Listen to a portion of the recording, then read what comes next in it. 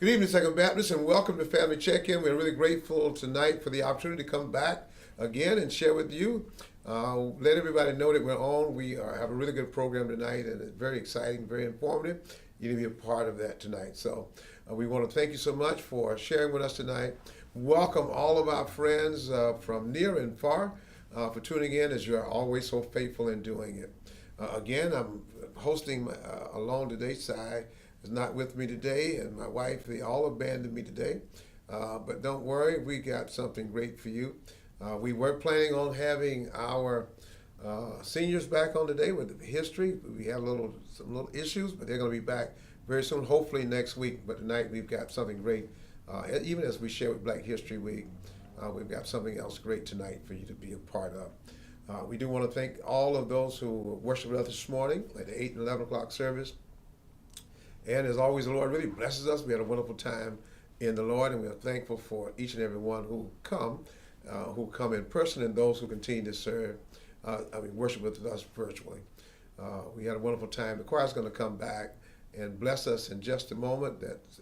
Before they come, we do want to remind you that we are having a chosen encore to Chosen. We'll be leaving to go to Tanzania and visit the village where we have adopted children. We're putting together some things for people. You want to send some little small things as gifts. We have about 40 of you already sponsoring children. If you want to send some gifts to the children, not anything big that it will be too much to carry. But if you'd like to just send something for me to let me love them and thinking about them, I'll be more than happy to take those with me. And you got ample time now to prepare and get it out. And I'll have a list of some suggestions that you can take to the kids. But we also, for those who didn't have the opportunity to sponsor a child, you will have that opportunity on the 19th of March. And I'll be leaving either that evening or on the 20th on my way to Tanzania. Again, we're really grateful and thankful for all of you, the tremendous support. Here's the choir, and we're going to have the rites of passage with us tonight, and we hear about what they're doing, and so we're really excited about that. Enjoy the choir again as we enjoyed them this morning.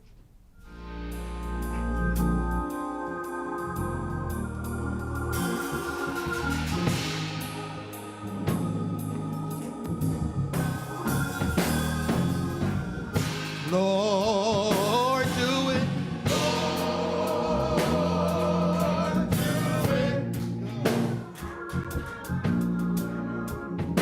Oh, Lord, do it.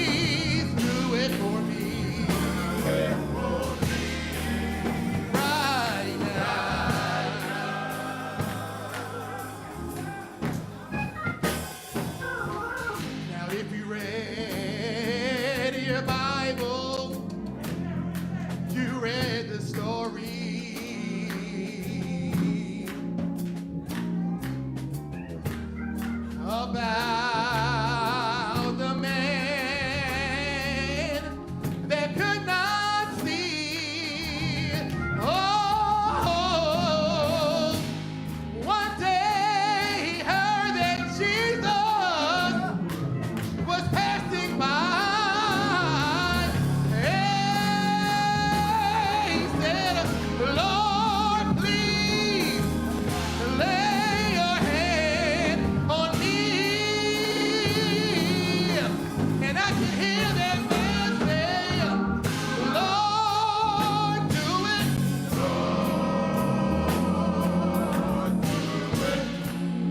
Hey, please, Lord.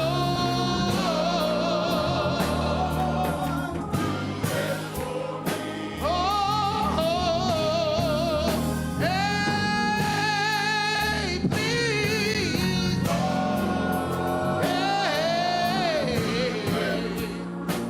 Oh, yeah. Please do it for me. Right now. Yeah. Please do it for me, Lord. Right now. Hey, please do it, Lord. Do it, Lord. Hey, oh, do it, Lord. Please, Jesus.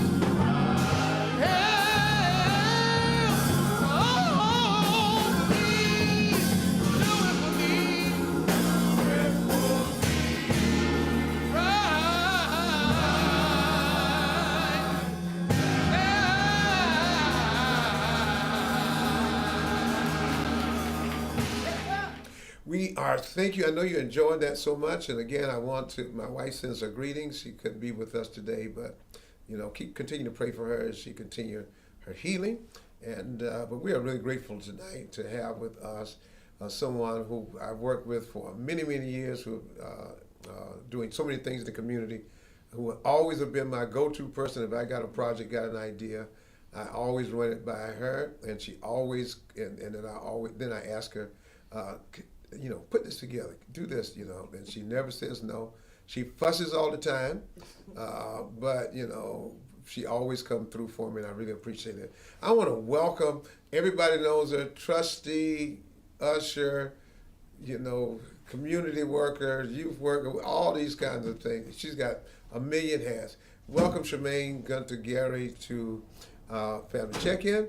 And we want to welcome you. You know, she's going to talk about tonight one of the many things she does, other than the LIT program. Also, we're going to talk about tonight rites of passage. So, welcome, Charmaine Gunter-Gary. Thank you, Pastor. Great to be here. I know Charmaine doesn't sound so excited, but I know she's excited to be here.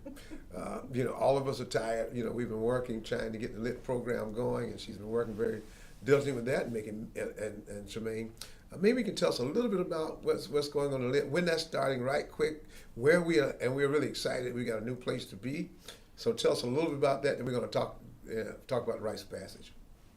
Well, with the LIT program, we've been in operation over the last 30 days, getting it together, working with getting the kids their paperwork, doing orientations, working with parents to get them to understand what the LIT program is and how it works. And for those that don't know, LIT is Leadership in Training. Correct. The program started back in 2019 with the pilot program of 24 kids, and we are still here today.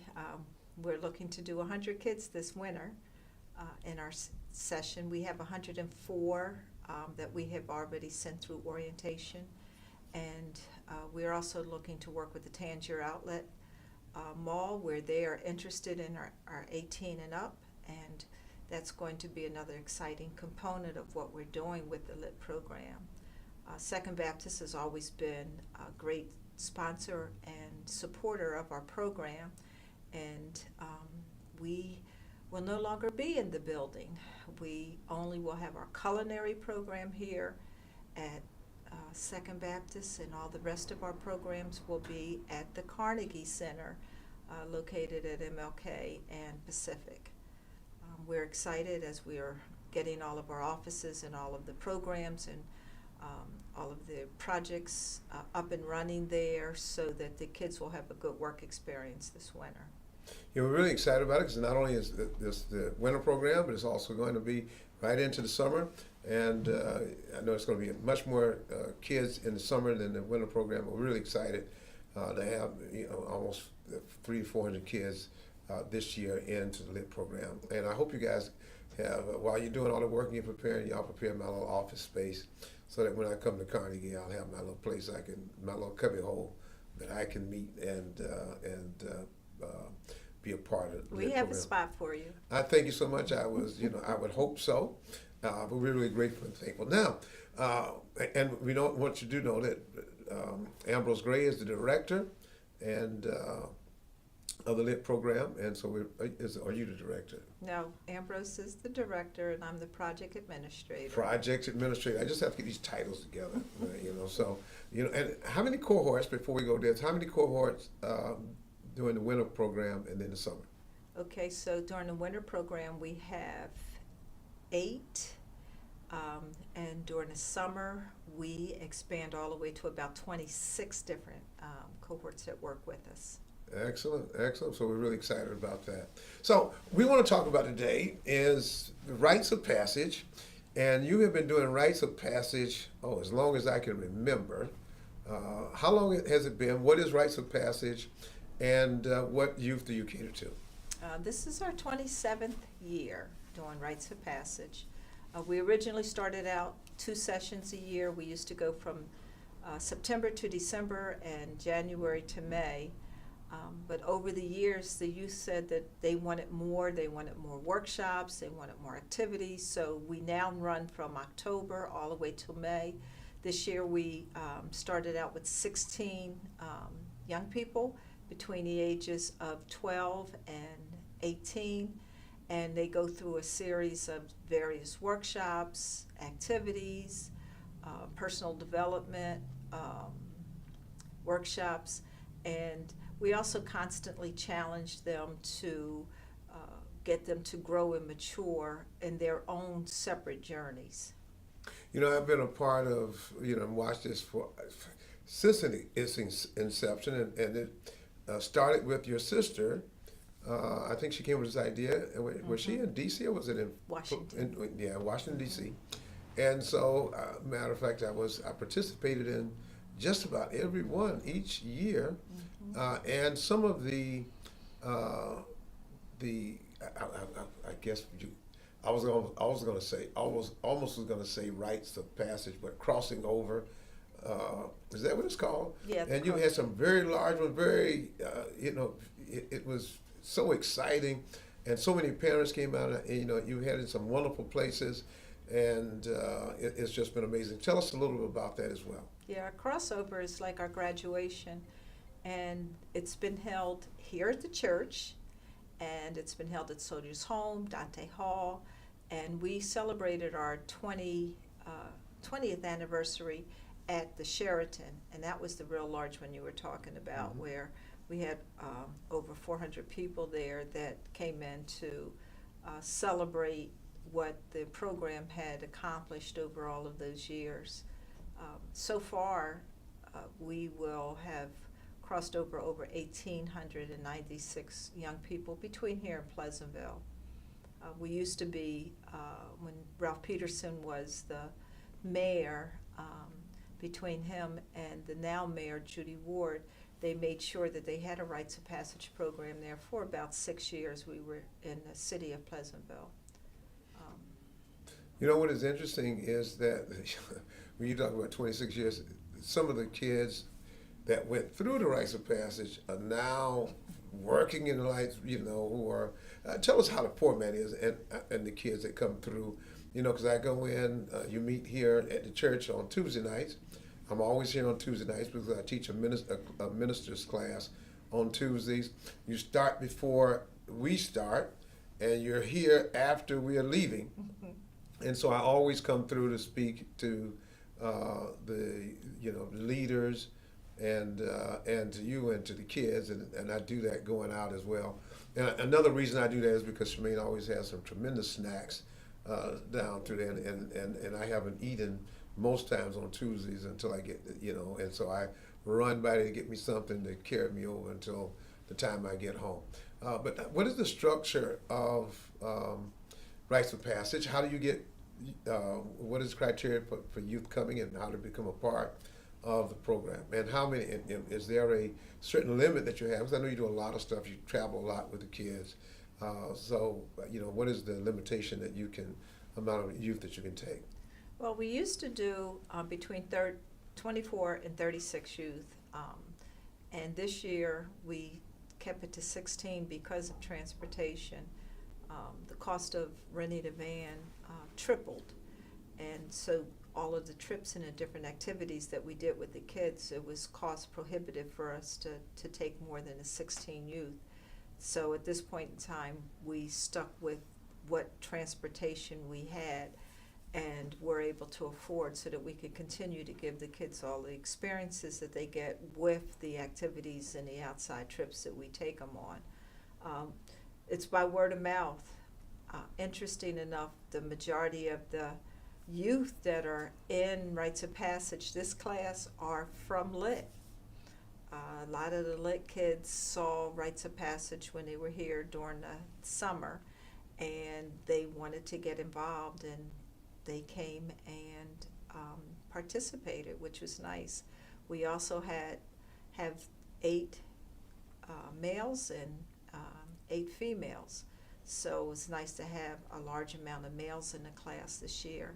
And the males have 96% attendance. Wow. I told the girls, I said, y'all got to pick it up. The guys are kicking it out. And in our competitions, the males are up by 1 right now. So they're really participating. They're enjoying all that we have to offer, and getting them to use their brilliant minds to expand and go beyond where they're at. So this has been a class that has really been not only challenging but very enjoyable. Well, that's the Lit kids. Now, Shemaine, this can other people who are watching around and say, tell us a little about the Rites of Passage as relates to what it does for our youth, and what are some of the important lessons that you teach, and is it possible for other areas to create a Rites of Passage chapter? Oh, absolutely. We have been able to set up chapters of Rites of Passage in Miami, Chicago, North Jersey, and we had one in North Carolina. Fortunately, they didn't last, but basically we teach our young people about their great African American history and their African history, so that they understand a little bit about who they are and where they come from. Every class we start off with information about their African American history or their African history, to let them know who they are and how they came from such great kings and queens of Africa. Then we go into our regular workshop, whatever it is. So if someone wants to do that, how would they go about setting up a chapter? Okay, so basically what's happened is we've had people to just call me up, and we share all of our information. We actually have gone to, I went to Chicago and helped them to set up their chapter there. And to get involved with how to raise funds to fund the program, how to find the kids, how to work with the school systems to get the kids involved. And so we've actually gone to the cities to help them to set up the program. Now Black History Month is upon us and fastly going away, but you're doing a Black History program through Rites of Passage, and it's always been exciting and very informative. Tell us about when, tell us about where, and tell us about what. Well, this year we have been doing our Black History Month program at the Soldiers' Home because we've had such a large participation. Um, this year, I guess a lot of the youth programs are not back up and running yet. So because we had such a low participation rate with the number of outside groups, we came back home to Second Baptist.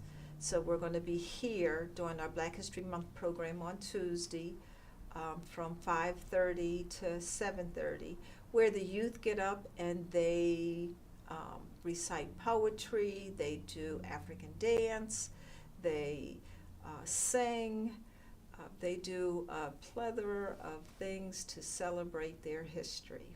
Excellent. And so is it open to the public or just family? Usually it is opened up to the public when we're at Soldiers' Home, but because we have limited space here, we just have it to the families. Well, and I think one thing that brings them out, is food.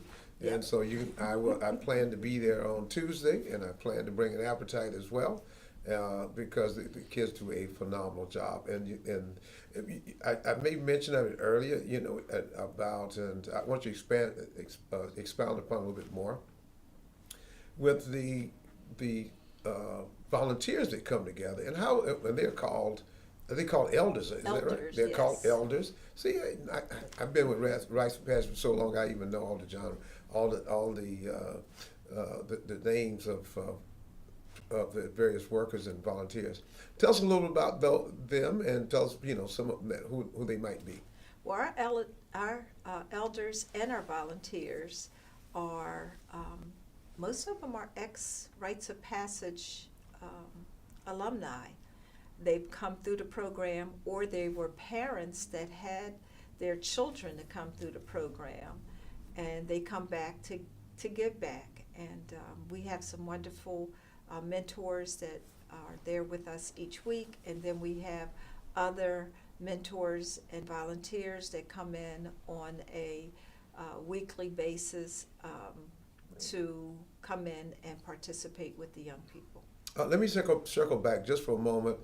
For those who would like to see the program, and space is limited, is there going to be a virtual opportunity for people to watch? And if so, what's that link? Oh yeah, we're going to be on Facebook Live for the Black History Month program, and so they'll be able to actually see the program if they go to our Facebook page. And the Facebook page is? Atlantic County Rites of Passage. Atlantic County Rites of Passage, Tuesday from 5:30 to 7:30. Don't miss it. But Tremaine, you've always given me an opportunity. I just spoke for at the Rites of Passage group. Just as a matter of fact, we combined it a little bit with our ministers group and talked about spirituality. And I had a wonderful time, wonderful experience with the young kids. And all the questions that they asked, they asked the questions that man has been asking for since he had a mind to ask. And it was very, very wonderful to talk to them and to share with them. But out of that, we talked a little bit about missions and our purpose and what we do in church. And I'm really excited. One of your students, person of Rites of Passage, will be going to Africa with us this year. Mm-hmm. Not the Tanzania trip, but the June trip to where we're going, to Kenya and Uganda. And what are you doing to fundraise to help this young man to go? Well, during that session you had with the young people, you extended the invitation that if any of them would like to go to Africa, you would love to have them. So right after we got downstairs back in the fellowship hall, he came right up to me and said, "Oh, Miss Shemaine, I want to go to Africa." And I said, "Okay, let's make it happen."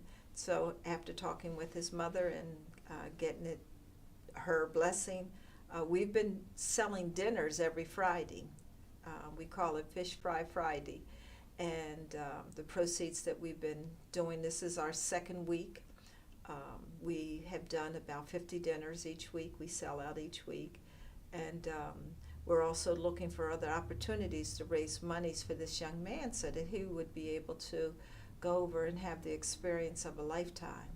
Well, let me just say this, and because this just happened this week, last week now. to help out with raising funds, I ordered a meal. I ordered a fish dinner. Charmaine gave me this beautiful, wonderful menu of what they had. I ordered my food, and I called to ask where was my food, and somebody, and I'm not calling any names, Charmaine Gunter Gary, sold my plate to somebody else. And so I went hungry on Friday, and because of her, and I don't understand that when you make an order, you tell them where you're going to pick your meal up from, and talk to her the same day. And when I called to find out where my meal is, she said, "Oh, I sold it." Can you explain that to me and to the listeners? How in the world could that happen? And especially to me. Well, I figured that when the person came in and they asked me, did I have an extra meal, and we had already sold out, that my pastor wouldn't mind if I, sold that dinner to someone that is a regular customer, so that they would be back next week. Well, that regular customer should have put their order in earlier, and so that means I had a fast instead of a fish fry Friday. I had a fasting Friday because I didn't get my meal. But if someone wants to donate to this young man, I'm really excited about the opportunity for him to go and to what you have taught them in the class about the motherland, and African history and African American history. It sparked that interest in him to go. And we really want to foster that growth, that experience, that cross pollination of cultures, and have a life changing experience. So if someone wanted to donate, first of all, how do they get in touch with you if they want to order a dinner for the fundraising, and if they want to give any other way or any other means, if they just want to donate to him, because the trip is about $5,000, and Charmaine, as busy as you are, you're taking your time on Fridays to make 50 meals, and how long do you plan to do that? And if that's what you're going to do, if somebody wants to donate that way, and want to, solve two problems, the problem of raising funds for him and your hunger problem on Fridays. So what do they need to do? Well, for our Fish Fry Fridays, we've been advertising that on our Facebook pages. We have the Rites of Passage Facebook page, plus I have my nonprofit, Empowerment Tools Coalition, because we're the ones that are sponsoring this young man, along with Rites of Passage, to help him get there to Africa. So either one of those pages has our flyer on it. We also have a website that we will have it up and on the website of this weekend, and that's www.Atlantic City Rights of Patent. www.rightsofpassageac.org. Excellent. And so they can not only buy fish, but if they want to donate, they can donate a monetary donation. And how's that check made out? To Atlantic City Rights of Passage. To made out Atlantic City Rights of Passage. So please, come on, let's do what we can. The more, whatever you can do is welcome. You want to get a platter for Friday, Fish Fry Friday, or you can. What's the menu? You didn't even talk about the menu. You got to make it mouth watering. Really tell. Well, we have fried whiting, my homemade coleslaw, homemade cornbread, string beans, and then we have desserts that you could get additional, banana pudding, sweet potato pie, and pound cake, and we also have drinks. We have a link that is to our Facebook page where you would go in and fill out the order form. I think I may have to add my banana pudding to it, because if I make the banana pudding, they're always going to come back. Everybody will be repeat customers. I got a signature banana pudding that I stole the recipe from Zapatha McEwen. If anybody, I know you remember Zapatha. So he didn't tell me, he didn't give it to me, I stole it. And so I'm keeping that recipe alive and well. But we're really grateful to Shemaine. Shemaine, you got any last thing you would like to say to Second Baptist and our friends? Any words of wisdom as relates to our youth? All the work, all the years that you've put in to Atlantic City, working with the youth and doing so many other partnerships, and you've been a tremendous help and benefit to Second Baptist Ministry and to all of those things that I do. I don't care how wild my idea is. You sit there, listen to my idea, and say, okay, this is how we can do it. Well, one of the things I would love to do is make sure that I extend my thank you to the members of Second Baptist Church. Anytime we've ever reached out and asked for assistance or help with any project when it came down to the youth, there was no holds barred. They jumped in and were ready and able to help the young people. You know, recently, Pastor, you know, you had a young man to go to college and he had nothing.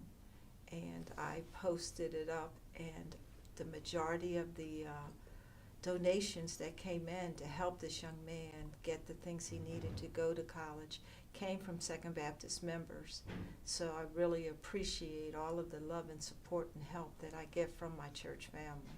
And let me say that too. Let me say thank you to Shemaine. You put it together.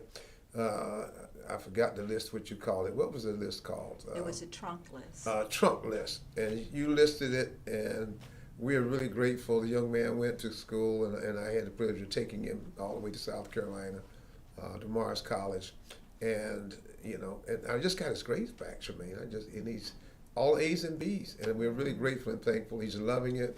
And we appreciate everybody for what you did for him. And we're going to try to have him on when he comes home with spring break and talk about his college experience and say thank you personally for all the tremendous work you've done. Thank you so much. But Shemaine, I cut you off. Is there anything else you wanted to say before I give closing remarks? No, that was it. I just wanted to make sure that my church family knows how much I love them for their support and constant prayers that uplifts us and keeps us going and to do what we need to do here in the community.